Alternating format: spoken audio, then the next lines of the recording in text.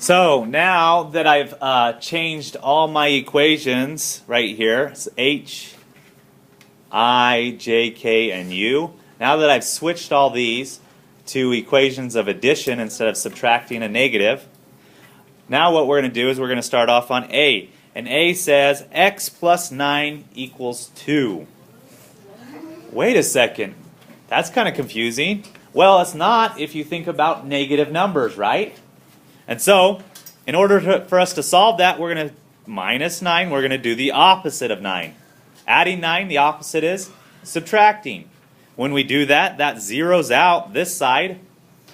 When I do one thing to one side of the equation, what do I have to do to the other? Same thing. So I minus 9.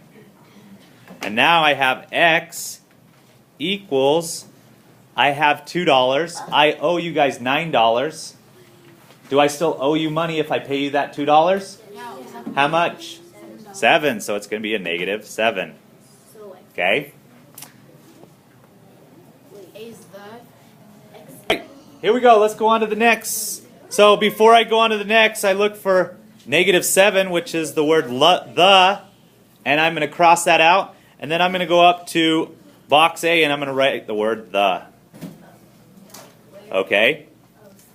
Now, after that, on B, we have negative 15 plus y equals 8. And so, what's the opposite of negative 15? 15. So I'm going to add 15, because that's the positive 15, right? And so when I do that, that's going to zero it out. So that becomes 0. And what's 0 plus y? Y, right? It doesn't change. So I'm just going to write y over here. And then I'm going to add 15 to the other side, because if I do it to one side, I have to do it to the other.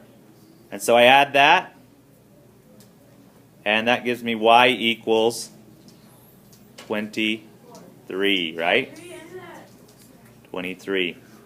Now, if I want to double check to see if I'm right, I put it back in there.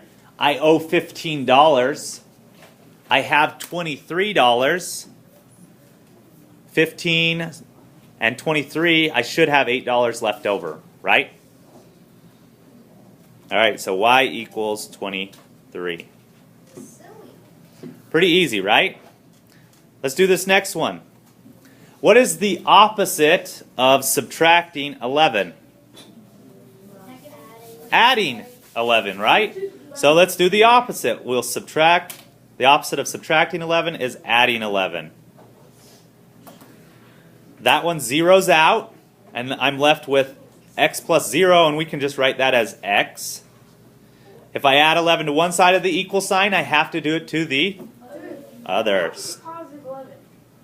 Well, what's the opposite of subtracting 11? Adding 11. So adding 11 and positive 11 are the same thing pretty much, right? So that gives me 15. And so we have x equals 15. If I put that back into the equation over here, that gives me x, which is 15. 15 minus 11, is that 4? Yes, it is. All right, let's do another one. D. Right here on D, we have negative 30 plus n equals 17. So what's the opposite of negative 30?